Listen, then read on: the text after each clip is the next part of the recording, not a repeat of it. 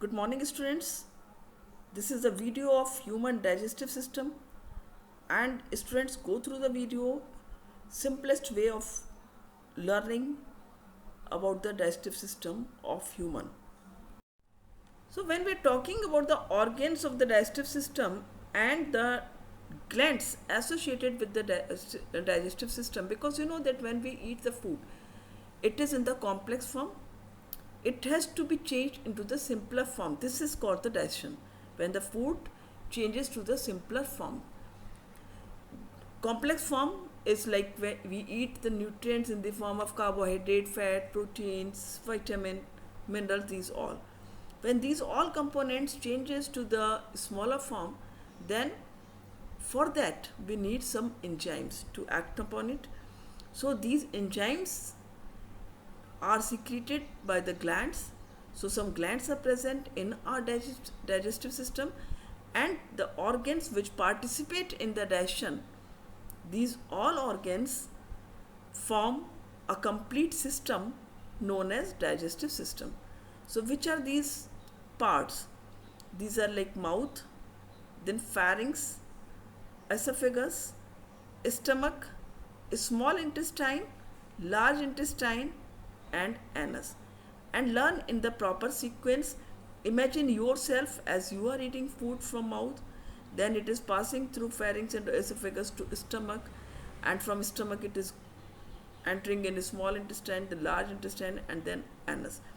So if you will learn in such a way, this is the correct way. And the glands associated with the digestive system are salivary glands, then liver, then gallbladder, and pancreas. So you just learn the names. I have explained in this in a very simple way that how digestion takes place in humans. So see the complete video and learn it properly. Now students, you have seen that which are the parts of our digestive system and which are the glands present in our digestive system.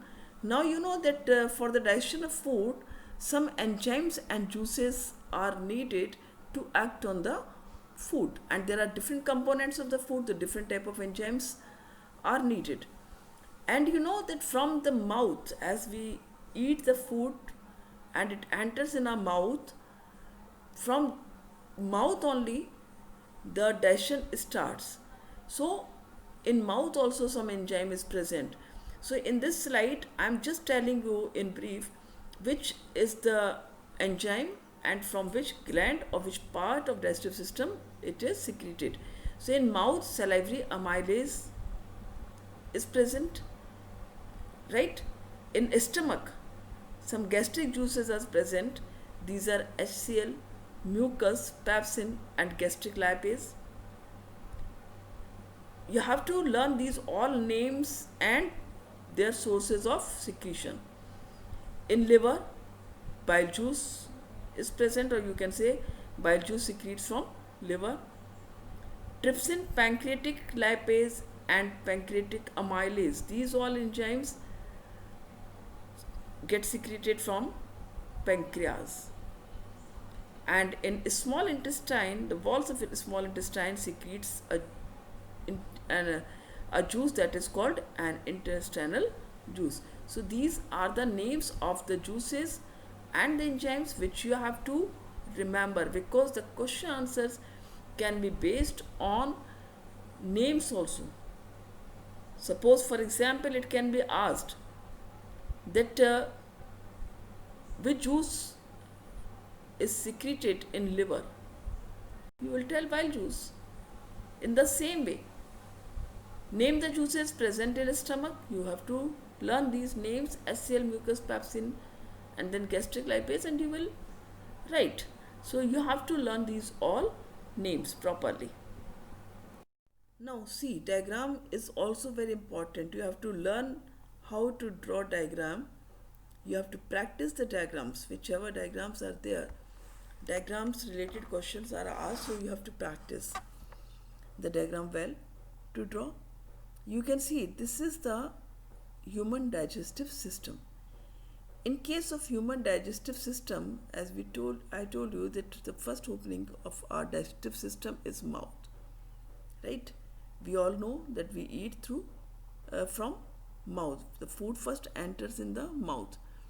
This mouth then opens into the esophagus through the pharynx opening, one more opening, that is pharynx. It opens into the esophagus.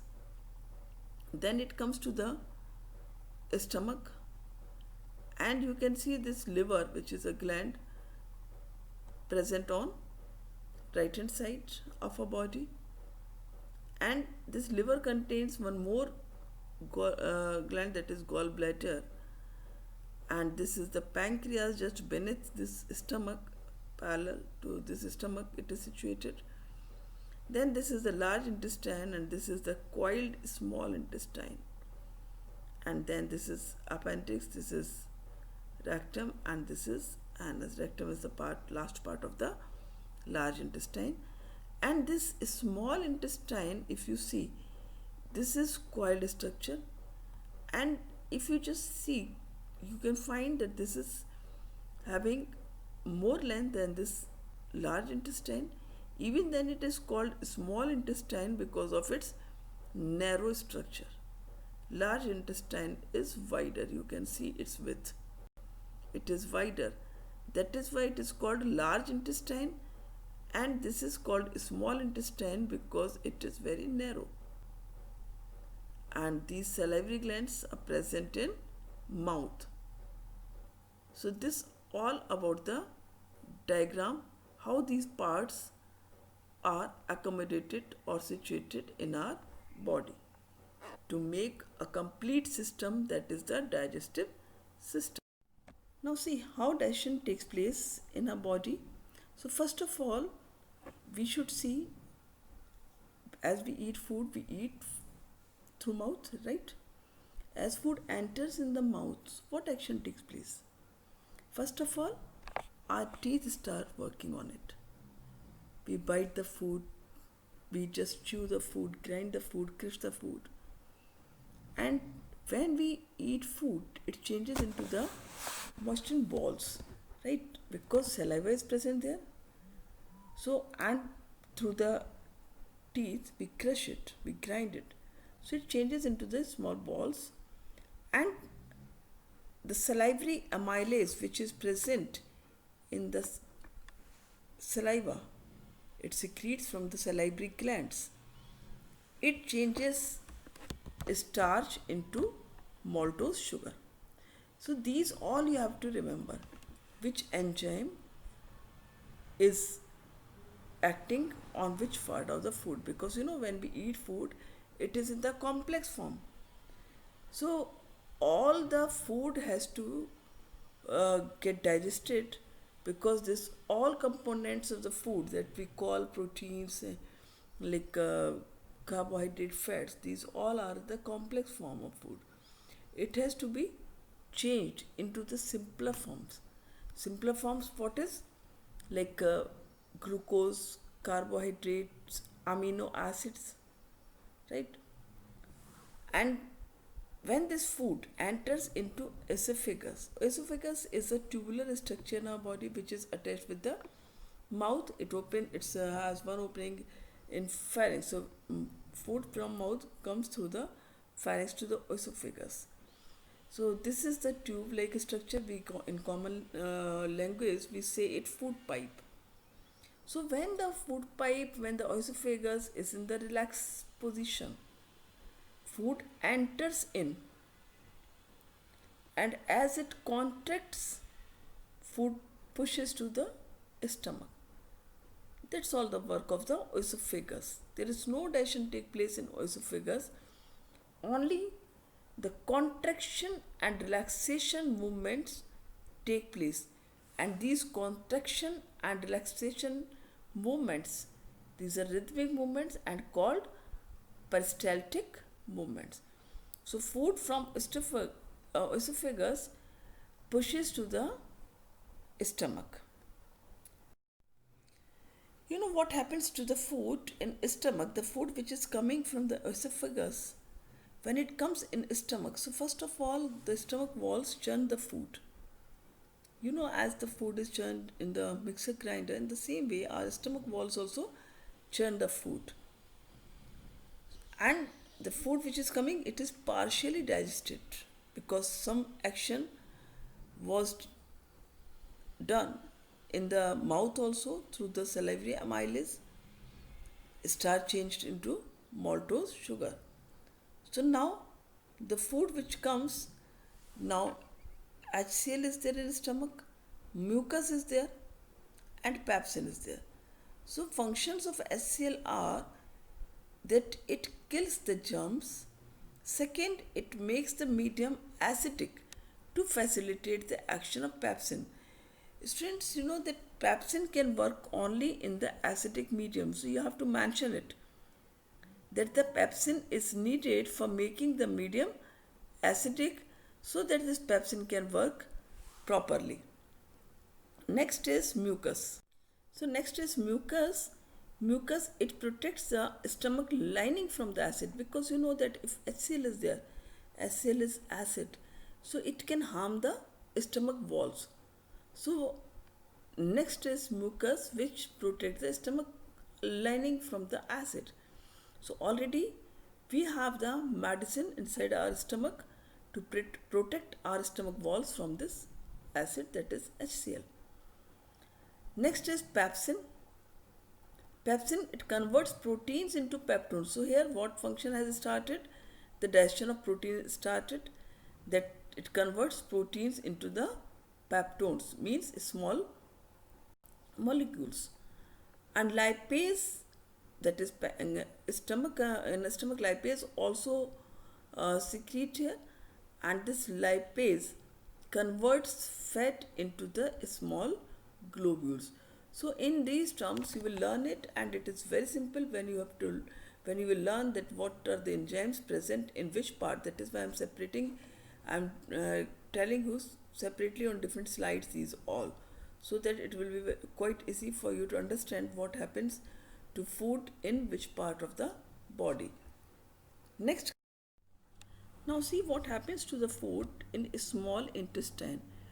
Students, one more important thing you remember always, why this small intestine called small intestine, although it is longer than the large intestine. Yes, it's a coiled tube like structure, and it is very narrow. So because of its narrow uh, structure, it is called small intestine, whereas large intestine is smaller than the small intestine, but it is wider. So because of its more width, it is called large intestine. Remember it.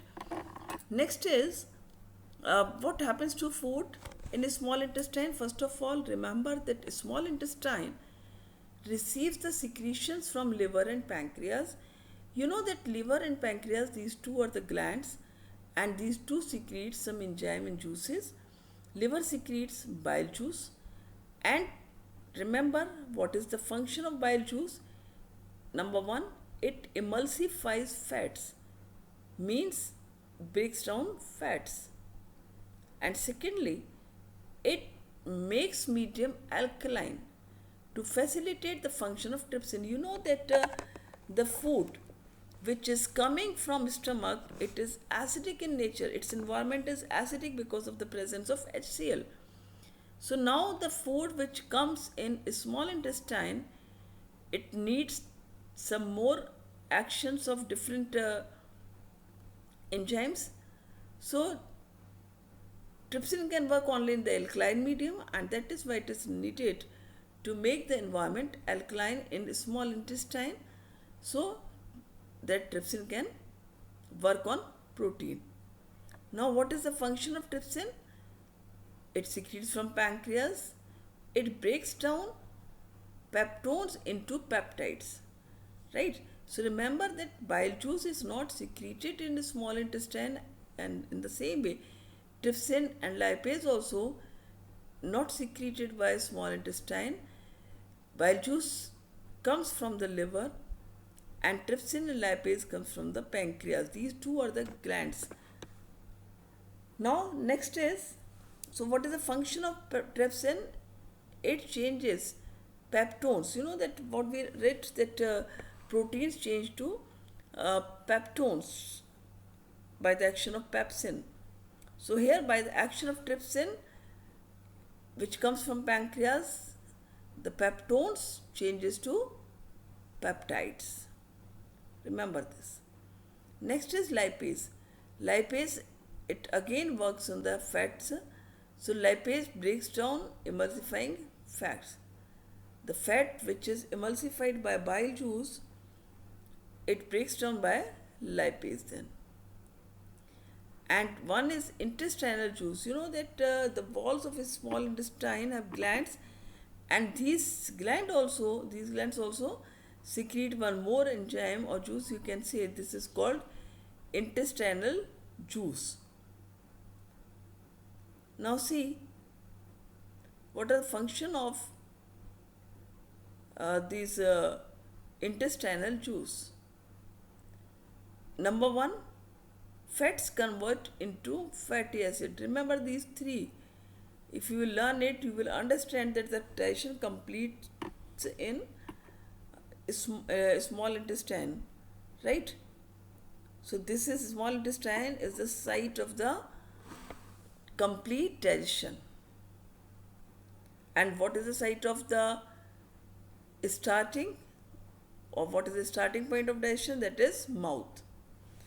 So here the food gets completely digested, fats convert into fatty acids. See, as I told you earlier, that fat has to be changed into fatty acids.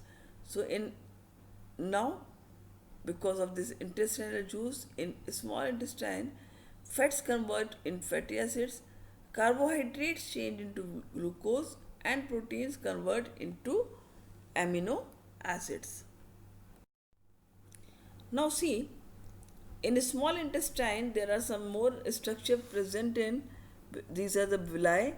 Villi, remember it, these are the finger-like projections, and because of the finger-like projection it can cover a large surface area.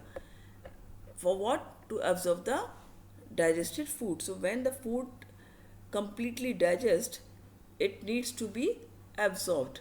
So how it is absorbed in body? Because of the presence of these villi.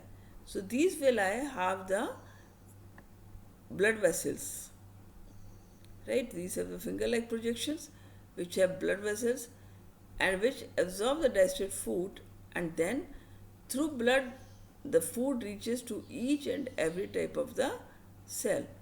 So as the food is absorbed here, it reaches to each and every cell of the body. Means in this way we can say we feel energy in our body.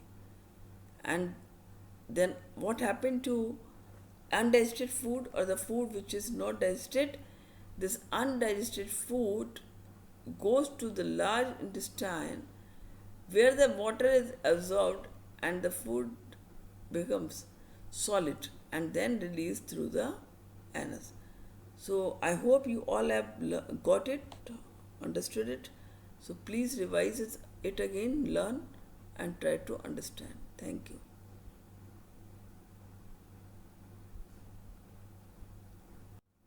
Don't forget to subscribe the channel and like the video. Thank you.